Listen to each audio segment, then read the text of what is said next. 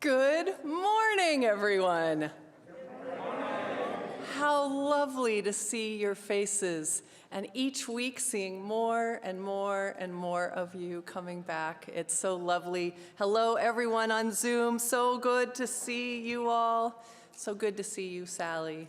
So good to see you, Joan. So good to see you all. I'm the Reverend Christine Dance. It is my great honor to be the minister of the Unitarian Universalist Congregation of Phoenix. A very, very special welcome to those of you who are joining us for the very first time. The Unitarian Universalist Congregation strives to be a spiritual community for our time, focused on diverse theological perspectives, radical inclusion, and knowing the issues of justice are in everything that we do.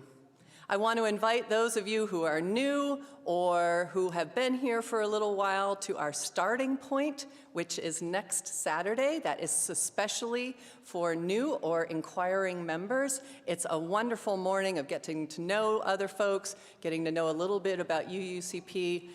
It is not about forcing you to join or telling you that you need to do anything. It is really much more about getting to know you and us, you getting to know us. A very special welcome to all of you joining us via Zoom and YouTube and Facebook. And those of us in the room, how do you feel about turning and waving to the camera? And then I think we're going to get to see them on Zoom. Everyone on Zoom, if you're willing to turn your cameras on and wave at us right back, it would be awesome. Look at that. Oh, that's so amazing.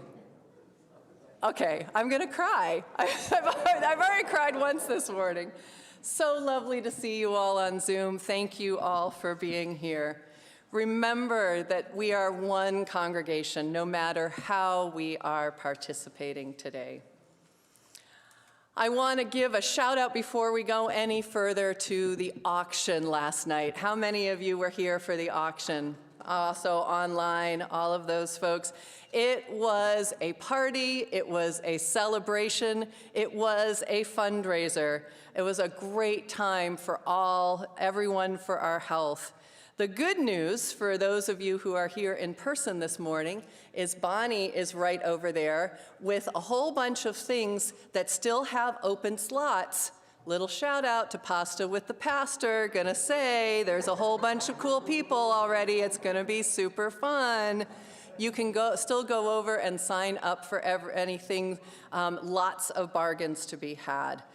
I want to give a special shout out to anyone who volunteered, who was on the team. Is there anyone here who was on the auction team? You wanna just raise your hand? Thank you all, Sam, Karen, Ed. Yes, wonderful. And can we give an extra special, Bonnie, can you stand up, please?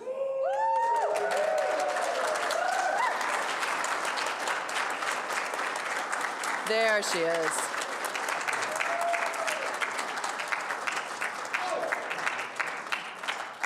This has been a full-time job for Bonnie White, and she gave all of her organization, all of her heart, all of her dedication to it. Thank you so much for everything that you have done, Bonnie. I hope that you are as filled as our pockets are by this. Yes, Sam? Every time I saw Bonnie, they're not going to be able to hear you online. You saw Big Ed. Yeah, every time Bonnie was here, also Ed. Thank you very much. Thank you. Thank you. Okay, I would like to invite Brooke and Cyrene up to light the chalice. Are they here? Did they ditch me? Oh my goodness, we did a practice run. It looks like you're up, Sarah.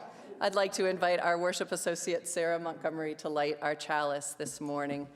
As we have it on the screen, so you don't need to rely on me to say the words right. Ready? Love is the doctrine of this congregation. The quest for truth is our sacrament, and service is our prayer.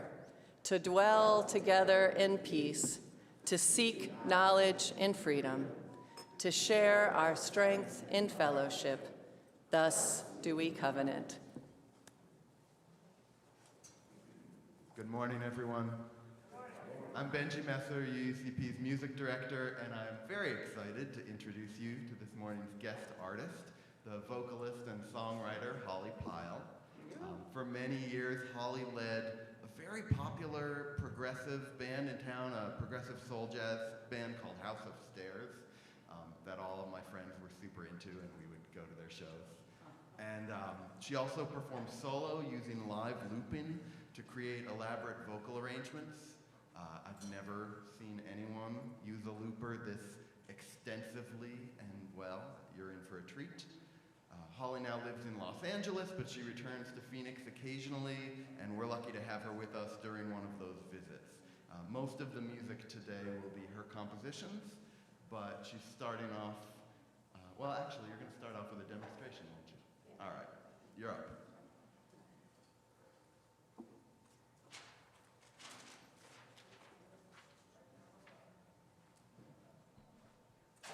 Okay, so before singing songs, this is the technology I'm using. It's a looping station, so every single sound that you're hearing is happening in this room, and then I just hope that they're the right sounds.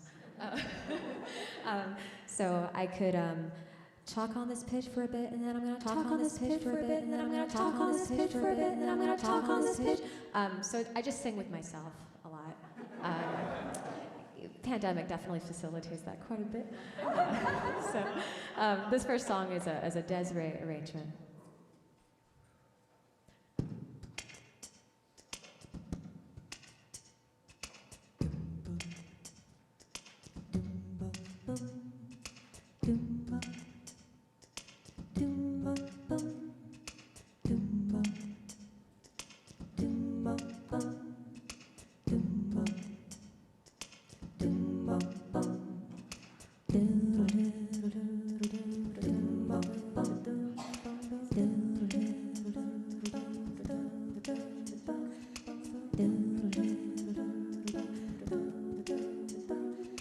Listen as your day unfolds, challenge what the future holds. Try and keep your head up to the sky.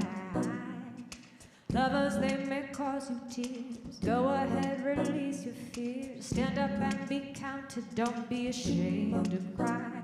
You gotta be bad, you gotta be bold, you gotta be wiser. You gotta be hard, you gotta be tough, you gotta be stronger. You gotta be cool, you gotta be calm, you gotta stay together. All I know is love will save the day.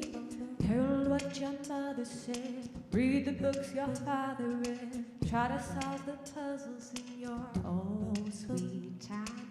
Some may have more catch than you, others take a different view. My, oh my, yeah. You gotta be bad, you gotta be bold, you gotta be wiser. You gotta be hard, you gotta be tough, you gotta be stronger. You gotta be cool, you gotta be calm, you gotta stay together. All I know is love will save the day.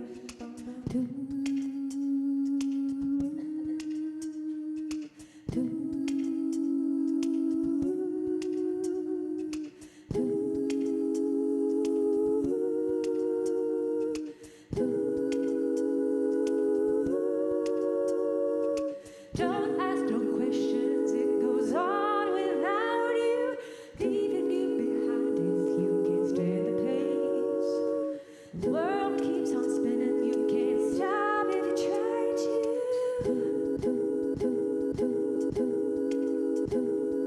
This time it's danger staring you in the face. Oh, listen as your day unfolds, challenge what the future holds. Try and keep your head up to the sky.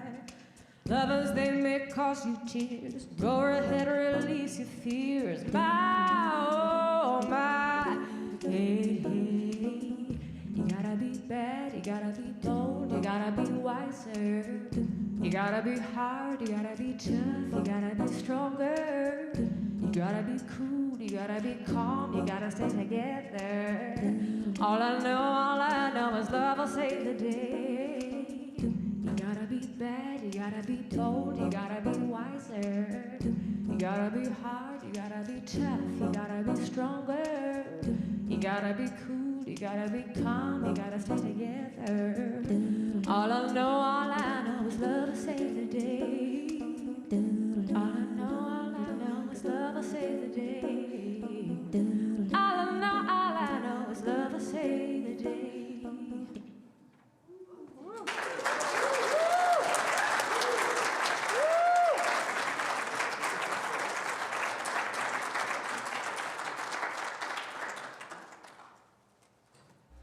Wow, thank you. Holly, thank you. That's so cool. Honey, we're getting a looper. I'd like to invite all of our young and young at heart to come forward. I see some of you there. I see you. You don't have to come forward, but if you'd like to, I would love for you to. And I do have a special role for someone who's young, if you're willing. Hi, teens. How are you? It's good to see you. Hello. Hi.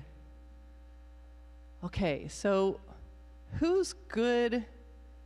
Is anyone good at like acting mad? Is anyone good at acting mad? I need someone to be mad. Who can be mad? Can you be mad? Come on up.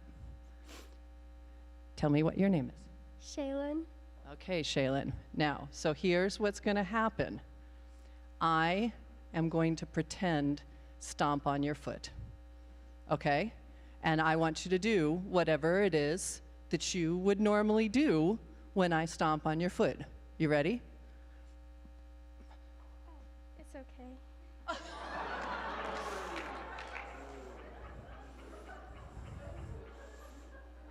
Okay, so now then the acting will come into play.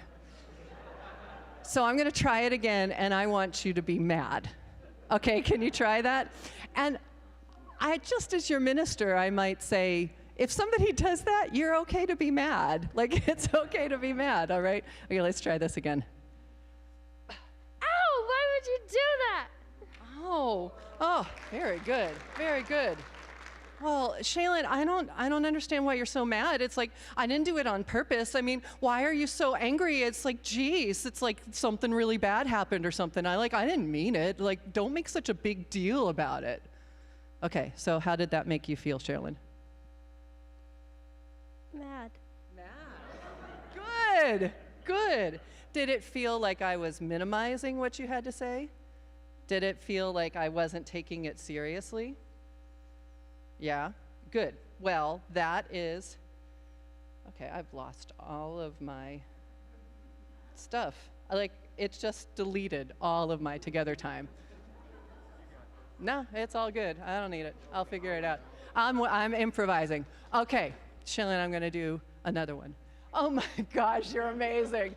Okay, you ready? I'm gonna do this again. Ow! That hurt! Why would you do that?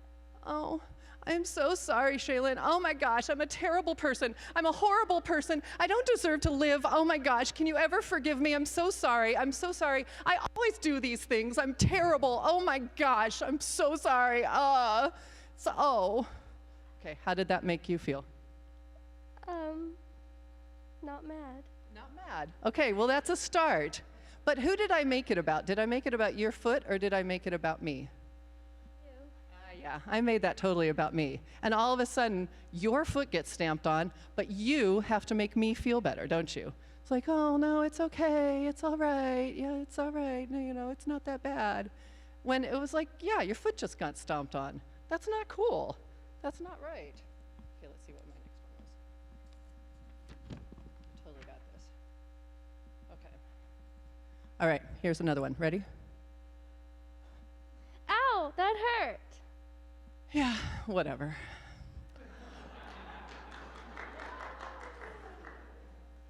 How does that make you feel?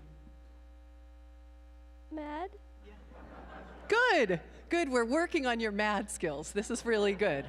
Yeah, like I totally blew that off, didn't I? It was like nothing. I just was so bored with your reaction, it didn't matter at all, right?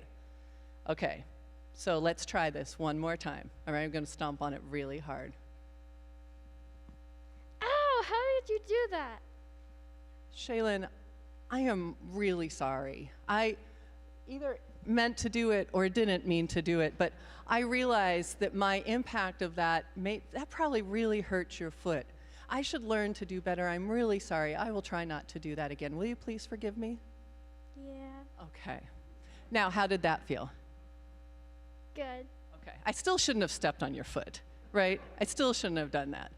But those are, so thank you. Everyone, Shaylin, mad acting skills.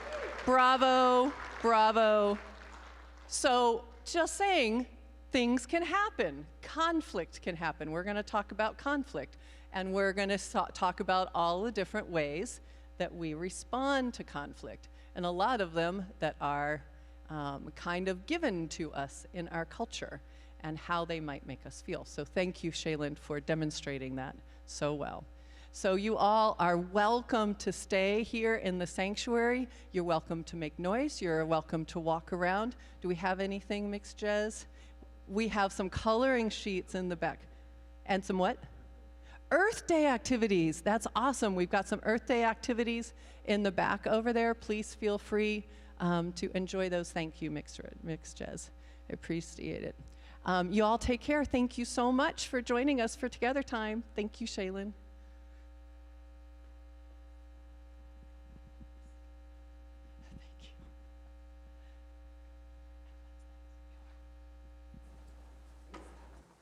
Hello.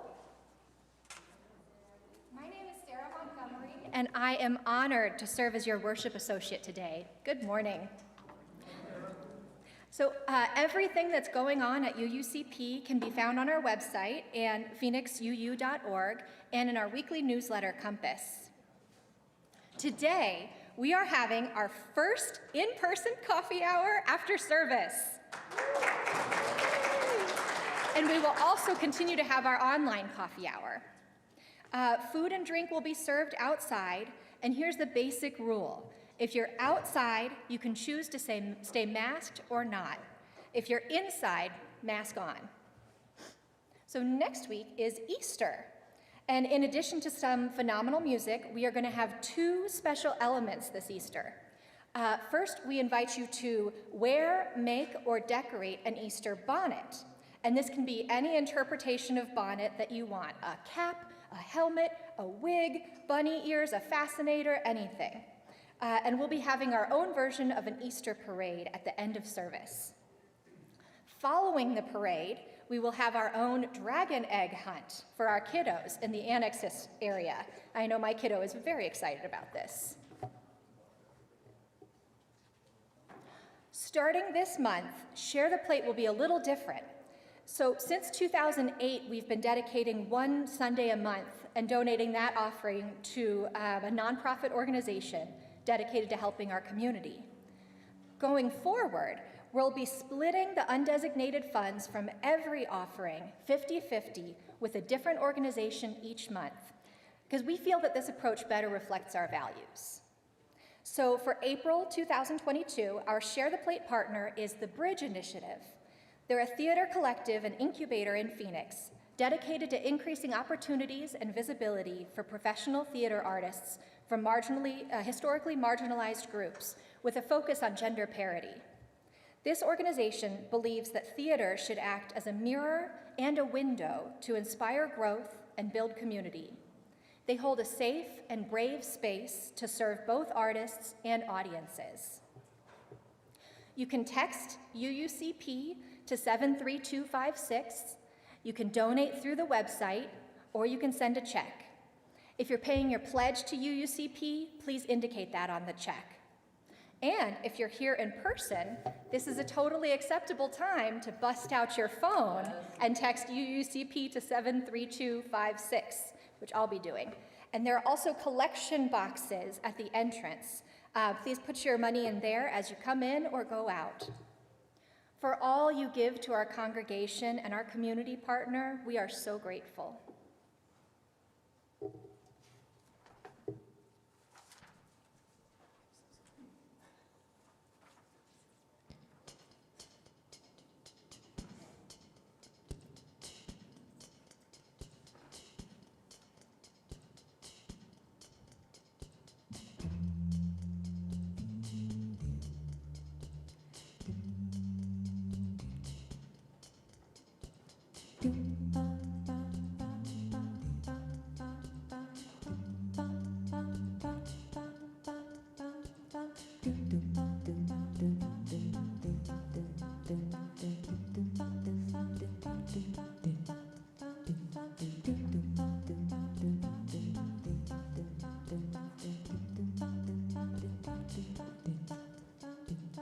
home is not always where I'm sleeping. Love is way more than just a feeling. 'Cause I'm whole, a whole mess even when I'm clean. And I shine, a shiny wreck even when I'm healed.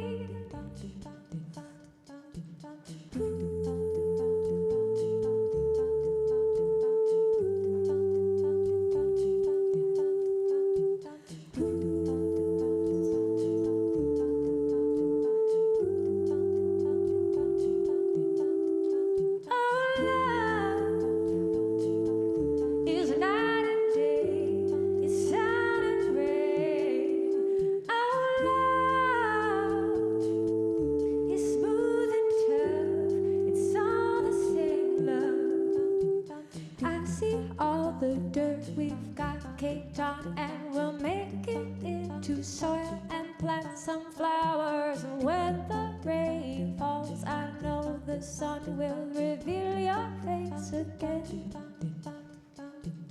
I see all the dirt we've got caked on, and we'll make it into soil and plant some flowers. And when the rain falls, I know the sun will reveal your face again. Love's always there.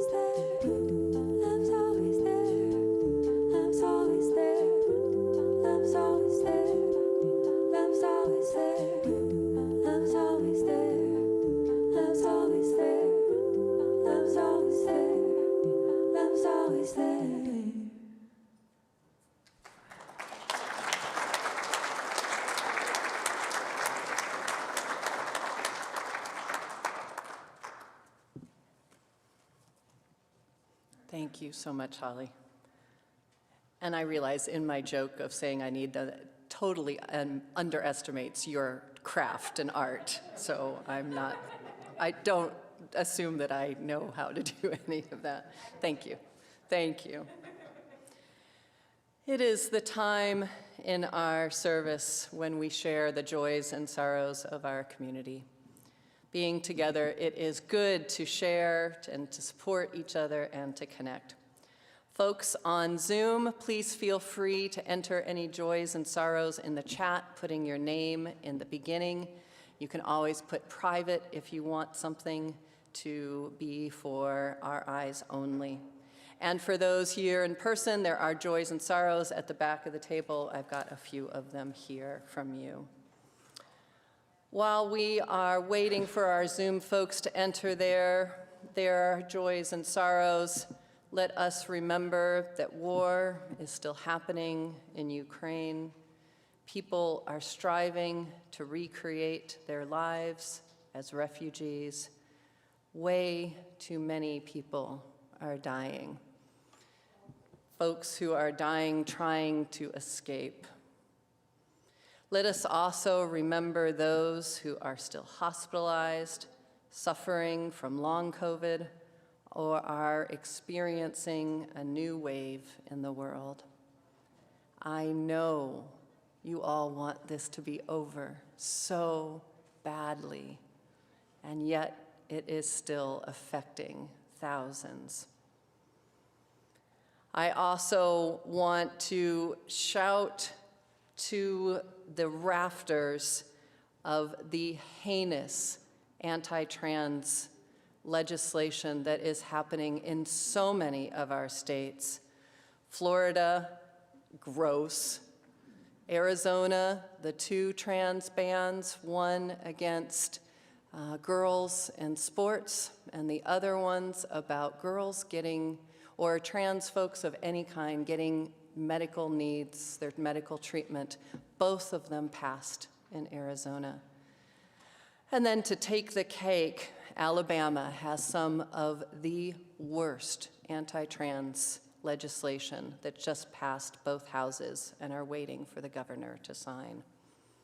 Y'all, our trans siblings are under attack, and we must stand up for them. Let us take a deep breath while we create space for the joys and sorrows in our community.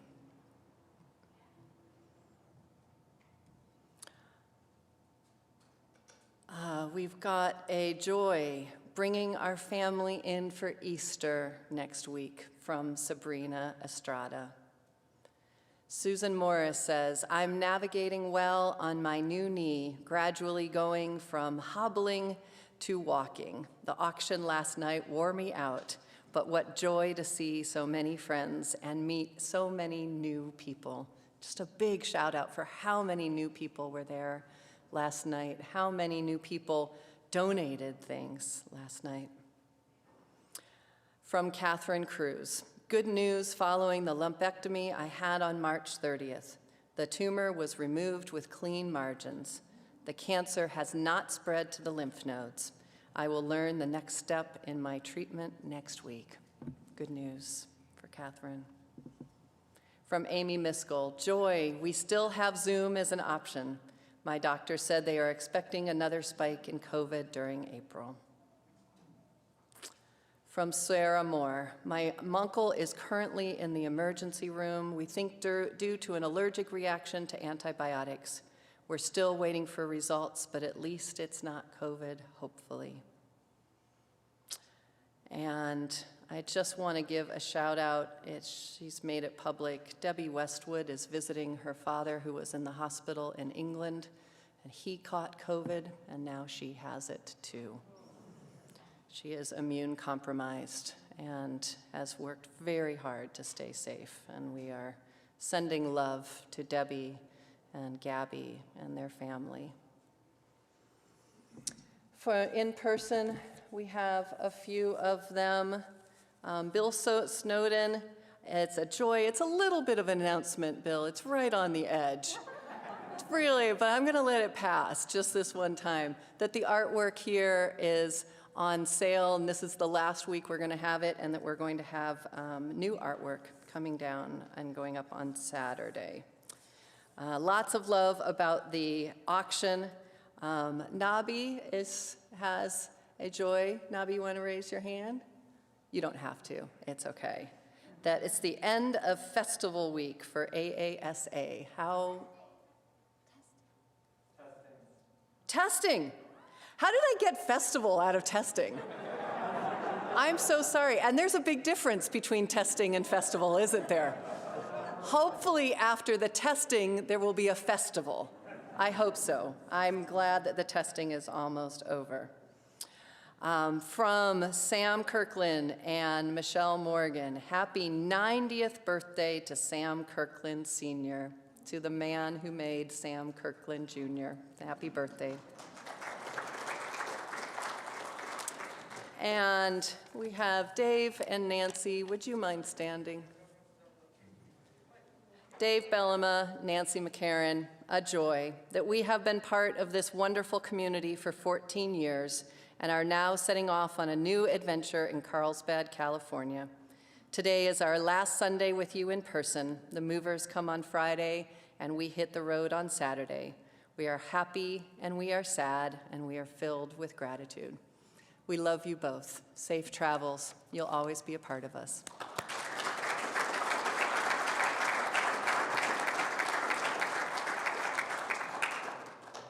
Lots of love to everyone online. As we hold these joys and sorrows in our hearts and all of those that remain in the silent sanctuary of our hearts, I ask for you all here to send love to each other. Those put hearts here. Folks on screen, if you want to turn on Zoom, if you want to turn on your cameras and give hearts back to us, that would be awesome to be able to see you. Sending love back and forth between us with gratitude for the technology that connects us. So much love to you all. Okay, that's so beautiful, isn't it, you all? Isn't that great? I invite you to a time of prayer and meditation. Take this time to center yourselves, lower your shoulders, get grounded, put your feet on the floor if you wish. Our prayer this morning is from the Reverend Krista Tavis. Universal Spirit of life, God of many names, source of all being in which we live and breathe and have our being. We come together in prayer, even though many of us struggle with what that means. We come together before that which is greater than us, although we may struggle to say what that is. And so on this day, we pray for the things we struggle with, for the conflicts we feel within ourselves and between us and those we love. We pray for guidance and compassion, for opening of a path. We pray for those things that give us joy and hope, for those things we trust in, we believe in, and will sacrifice for. These are gifts of grace, and perhaps we need not define them in order to savor them.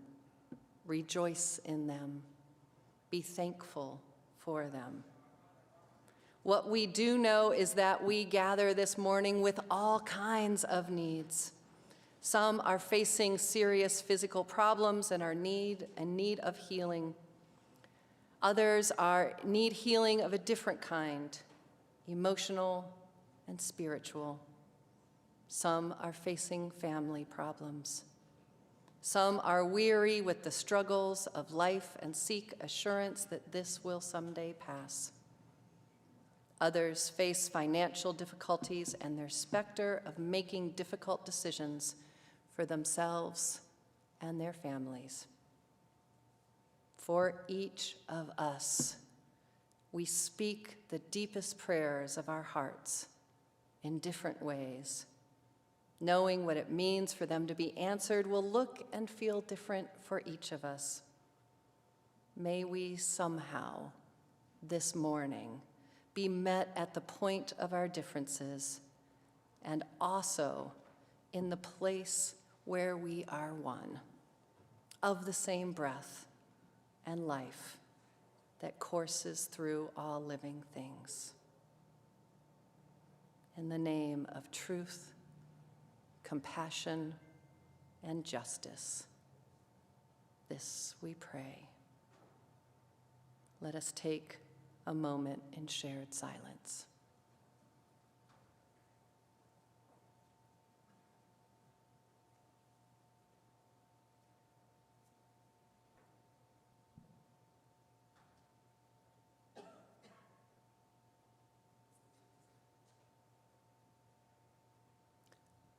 Amen. Blessed be, and Ashe.